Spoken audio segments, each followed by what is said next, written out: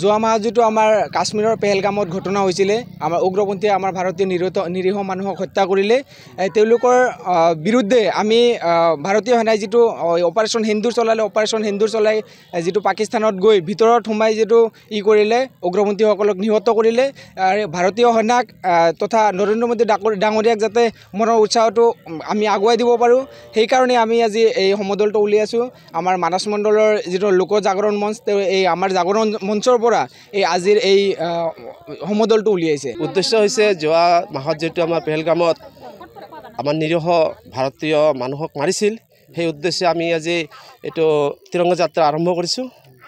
আৰু আমাৰ ভাৰতবৰ্ষৰ সৈন্যই তেখেতক যে ধ্বংস কৰিলে তাৰ কাৰণে আমি বহুত আনন্দিত।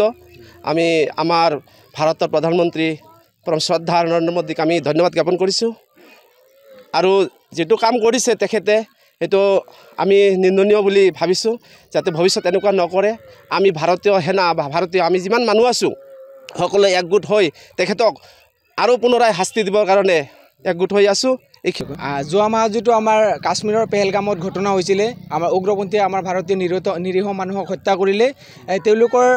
বিৰুদ্ধে আমি ভাৰতীয় সেনাই যেটো অপাৰেশ্যন সিন্দুৰ চলাই যেটো পাকিস্তানত গৈ ভিতৰত সোমাই যেটো কৰিলে উগ্ৰপন্থীসকলক নিহত কৰিলে ভাৰতীয় সেনাক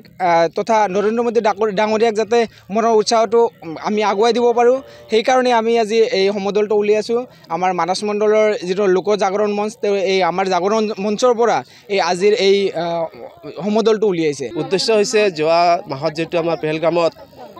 আমাৰ নিৰীহ ভাৰতীয় মানুহক মাৰিছিল সেই উদ্দেশ্যে আমি আজি এটো তিৰংগা যাত্ৰা আৰম্ভ কৰিছোঁ আৰু আমাৰ ভাৰতবৰ্ষৰ সৈন্যই তেখেতক যে ধ্বংস কৰিলে তাৰ কাৰণে আমি বহুত আনন্দিত। আমি আমাৰ ভাৰতৰ প্ৰধানমন্ত্ৰী পৰম শ্ৰদ্ধা নৰেন্দ্ৰ মোদীক আমি ধন্যবাদ জ্ঞাপন কৰিছোঁ আৰু যেটো কাম কৰিছে তেখেতে সেইটো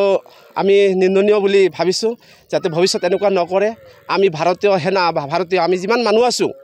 সকলোৱে একগোট হৈ তেখেতক আৰু পুনৰাই শাস্তি দিবৰ কাৰণে একগোট হৈ আছোঁ।